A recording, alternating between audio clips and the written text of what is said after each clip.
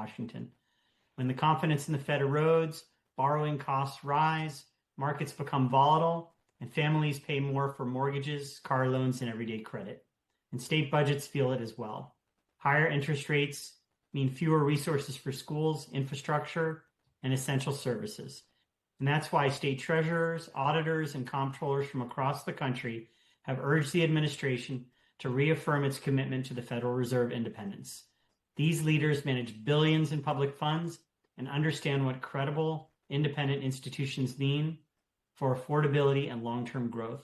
And they're here to explain what's at stake. With that, I'm honored to introduce Washington State Treasurer Mike Pelliciotti. Treasurer Pelliciotti, please go ahead. Well, thank you, Dave. The weaponization of the Department of Justice to intimidate and coerce a sitting Federal Reserve Chair strikes at the foundational independence required for economic stability and threatens America's position as the dominant figure in the global economic order. If at the end of Chair Powell's term, a sycophant is installed to make the Federal Reserve an extension of the president's political whims, we should expect an inevitable and costly rise in inflation. As the president has stated many times, he wants interest rates cut, and he wants someone who will do what he says. Why? Because when you run the economy hot, it looks good. There is a short-term stimulus effect in which stock prices might rise, unemployment may fall, the economy will feel good or feel like it's at least performing well in the short term. But this is an illusion. If you stimulate the economy at the wrong time, you will create a misallocation of capital, and the trade-off is inflation. That means higher prices and greater financial barriers to success. State treasuries that rely on responsibly set interest rates to issue bonds and buy U.S. treasuries will be particularly impacted in a negative way. For months, I've warned about the president's bananification of our national public finances, acting beyond his constitutional bounds. This self-inflicted economic instability is making America weaker.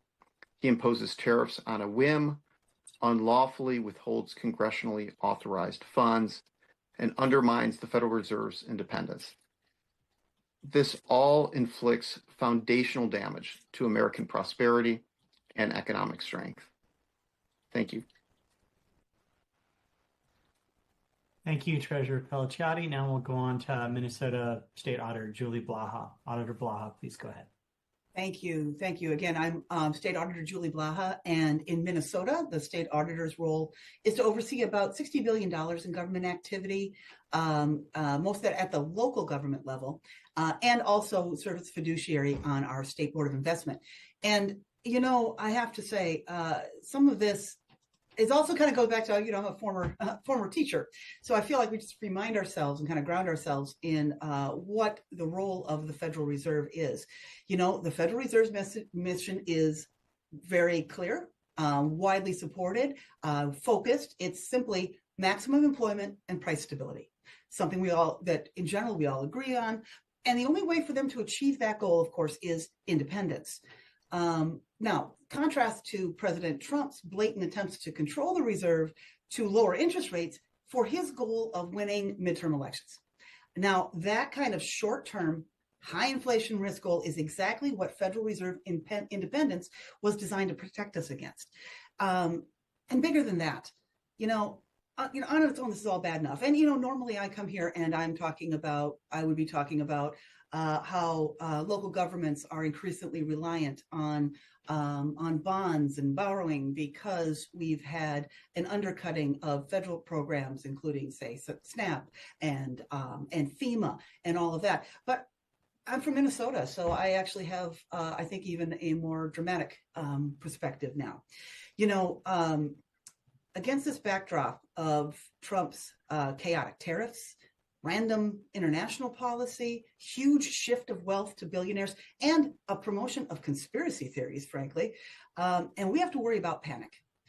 For most of us, the concept of, say, a bank run is something that happened in It's a Wonderful Life. And so we remember it from there. But you know what? Those are things that Can happen.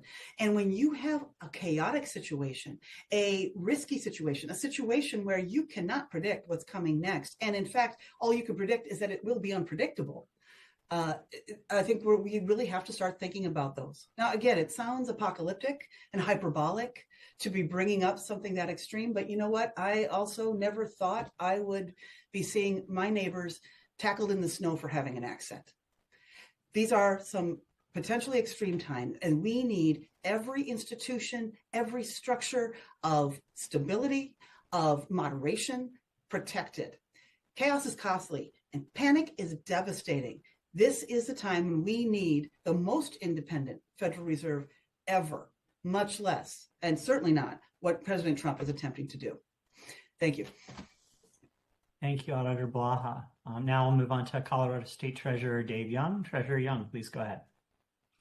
Thanks, Dave. Good afternoon. I am Dave Young, Colorado State Treasurer, and I'm honored to join you today to talk about the importance of the Federal Reserve's independence and the risks of eroding the Fed's ability to make objective monetary policy.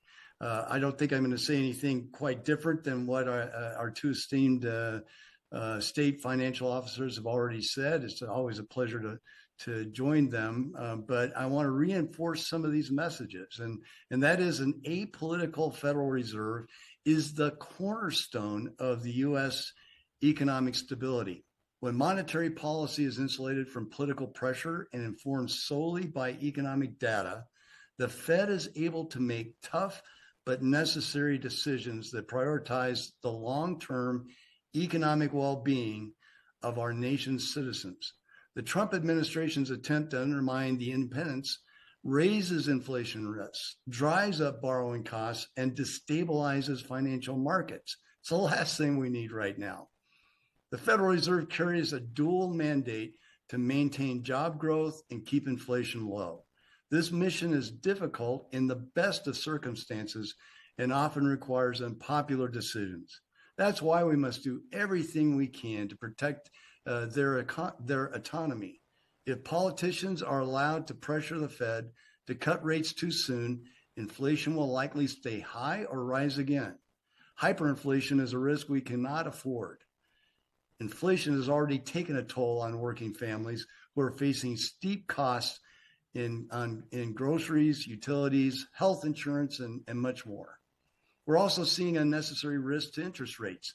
The Fed controls short-term interest rates, but long-term interest rates like mortgages are set by investors. When investors perceive political interference with monetary policy, they demand higher interest rates to hedge against uncertainty. That pushes the 10-year Treasury yield higher, which makes it harder for families to buy homes, finance cars, or take out business loans. And it makes it harder for states to finance critical projects like upgrading schools, fixing roads, and patching up infrastructure. Weakening Fed independence risks elevating borrowing costs, even if the Fed tries to lower rates in the future.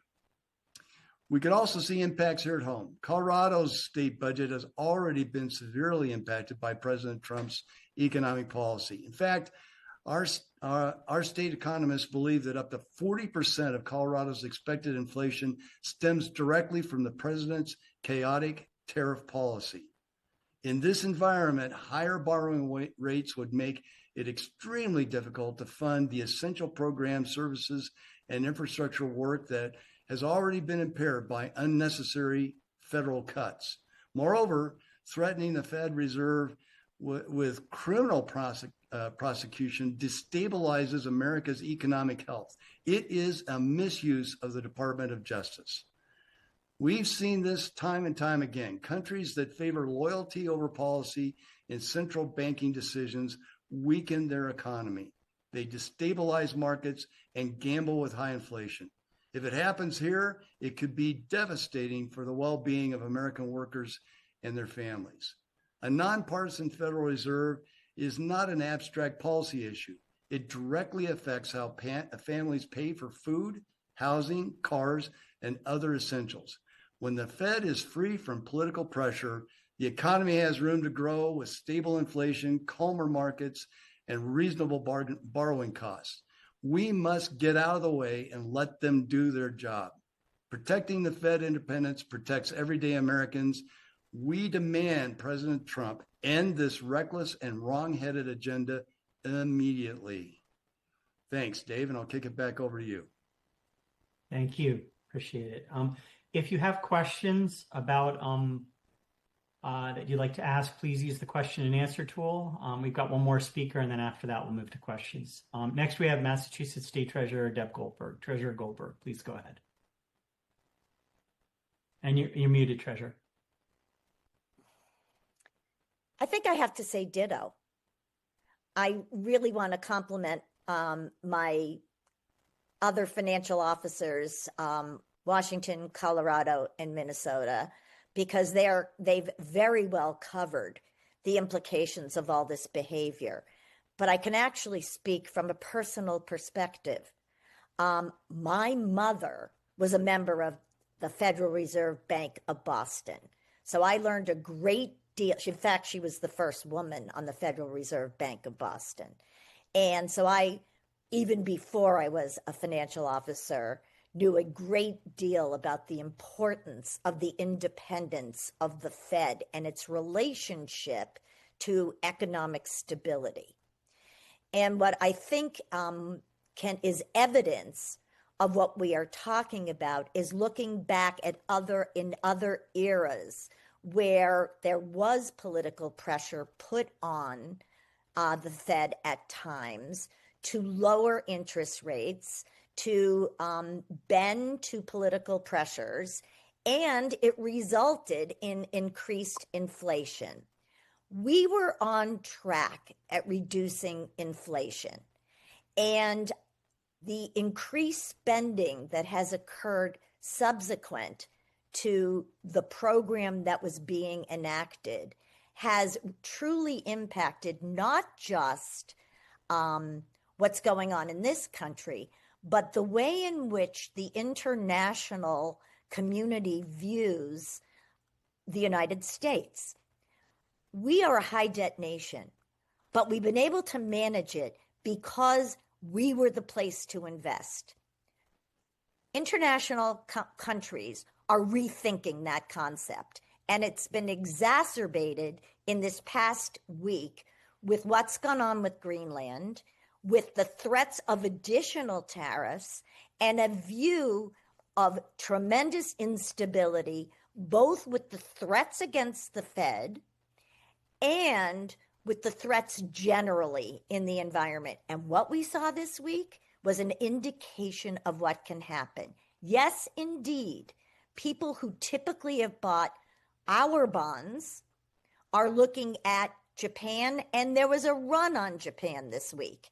They are considering investing in China. And so that is our competition, and we have to be very careful about that. What does it do to a state like Massachusetts? It impacts everything that we need to fund. We are an old state. We have aging infrastructure, aging water pipes beneath the ground that need replacement. And we need to build new schools and repair our highways. If our borrowing costs skyrocket, it's less and less that we can do to take care of modernizing our state. In addition to that, absolutely, the cost of mortgages and housing costs here today are high enough. So I just want to add emphasis that what is going on is creating such incredible instability, and to send that kind of signal of threatening the Fed of all institutions is a horrific thing to be doing. So thank you. Thank you, Treasurer Goldberg. If you have questions, please go ahead and use the question and answer tool. We'll take a couple questions before we close up. We'll start off with a question. The administration might argue that they're trying to lower interest rates to help families. Why is this problematic or misguided? Anybody like to start? I'd be happy to. Oh, I'll let we'll let Treasurer Goldberg bring it home. No. I'll open it for you. Again, this is Julie Blaha, Minnesota State Auditor.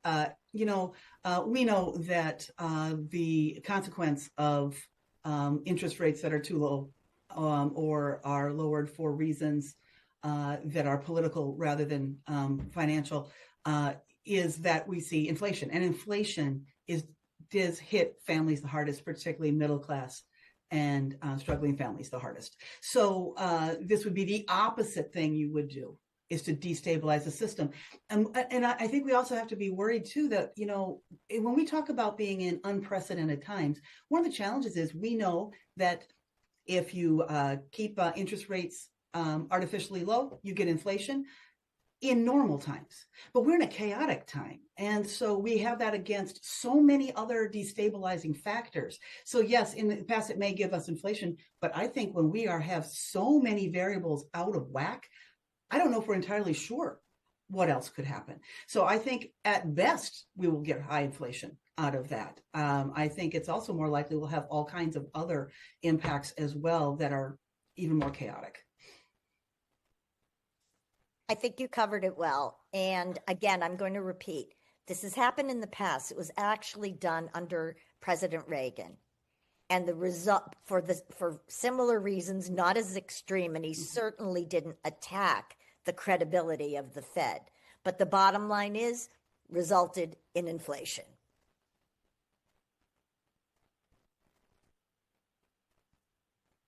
Okay, so here we're going to close up with this last question. How does the Trump administration's actions in regard to the Feds connect to your broader concerns about economic policy and affordability? We've all spoken about this a little bit, but if there's something else you'd like to add before we close up, please feel free to jump in. Well, I'll jump in very quickly. I think we've, in previous pressers that we've had on different economic issues, have talked about the uncertainty that the business community is living in at this moment. And certainly we've talked about that in regard to tariffs. And again, a lot of the conversation this week is reconnected. Treasurer Goldberg talked about this controversy over Greenland and the threat of additional tariffs. Businesses don't like to operate in uncertainty. Many of them that make long-term business decisions need to have stability in order to make smart investments. And when the economic landscape is changing, when there's uncertainty, concern about political interference in good economic policy, business leaders step back and they wait to see when stability will return. At this moment in time, we can't afford to have the business community stepping back and being concerned about making long-term decisions. And so in addition to the immediate impacts and the inflation and potential impacts to working families, I think we also worry about this business investment and the fact that it'll be stalled or go elsewhere where they can find more stability.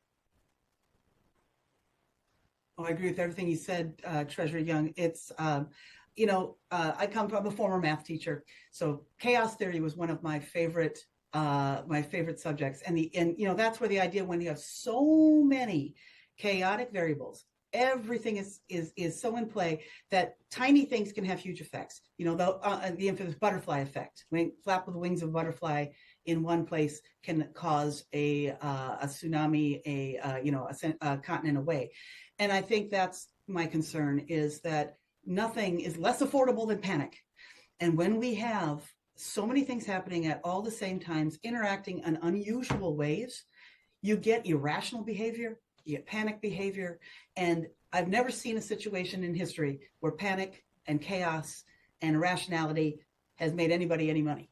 So it is really important that if we care about the stability of our economy, which is by far the best to keep things affordable for regular people, we need to calm the chaos, calm the extremism, calm the just overload, and get back to basics and trust and independence. Those are the things that are going to protect affordability for regular Americans.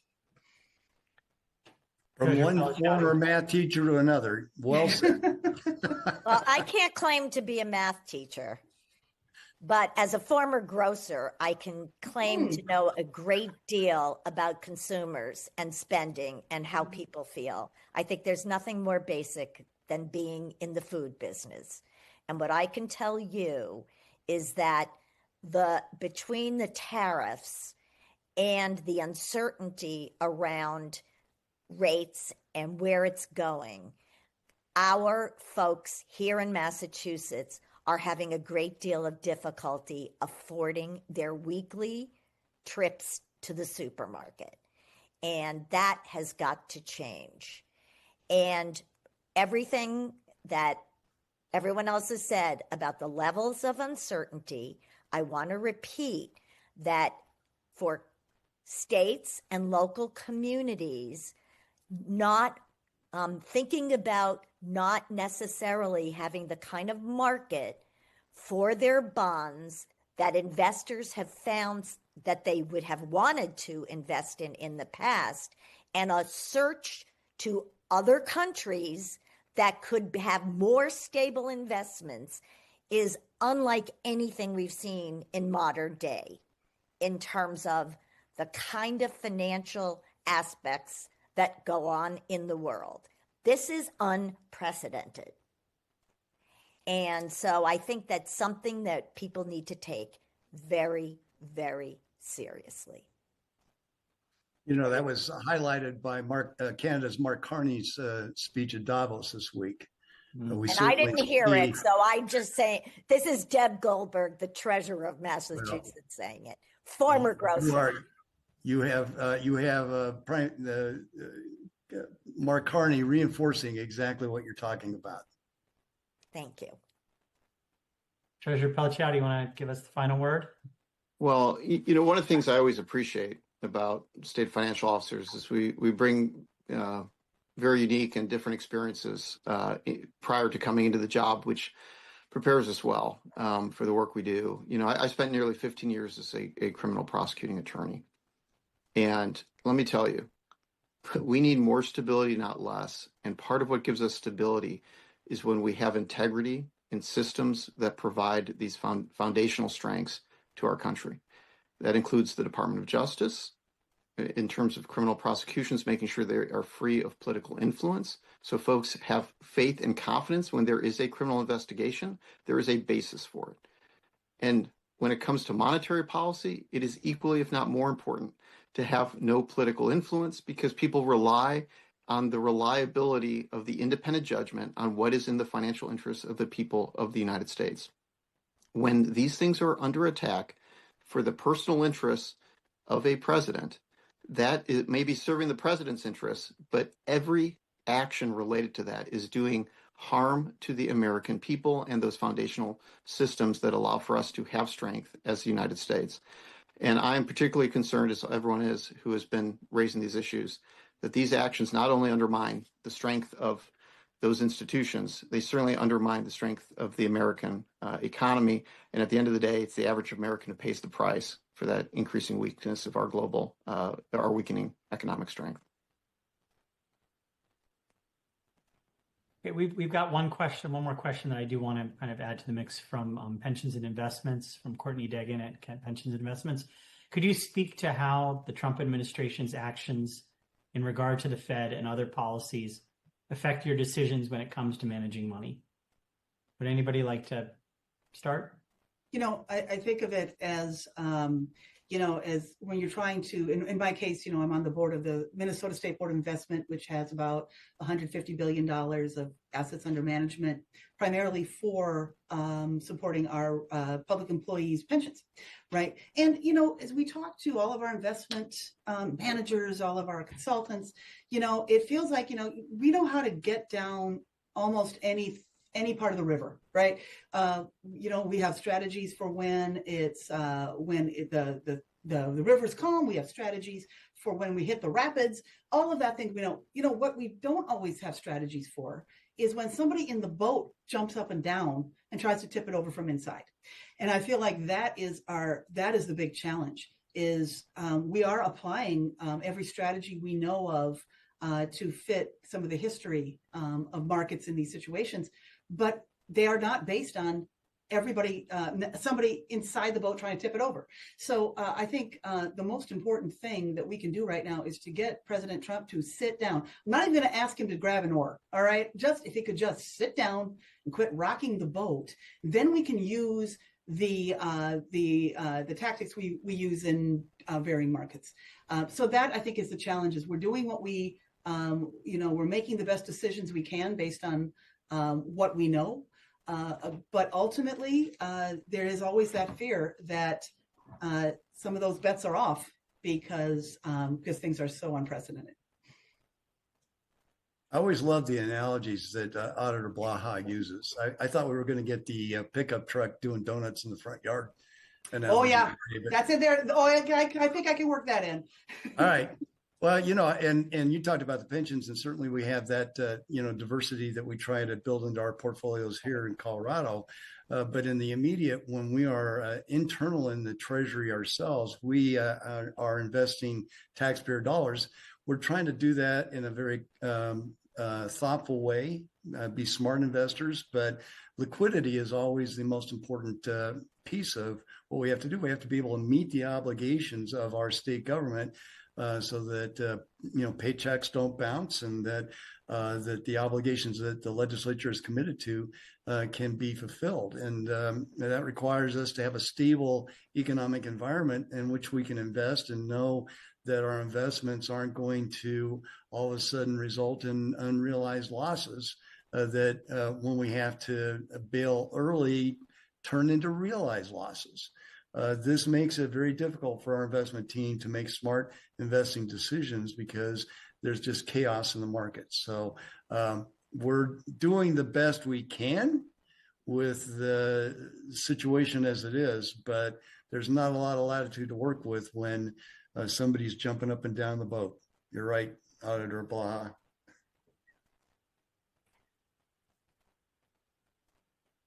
Okay.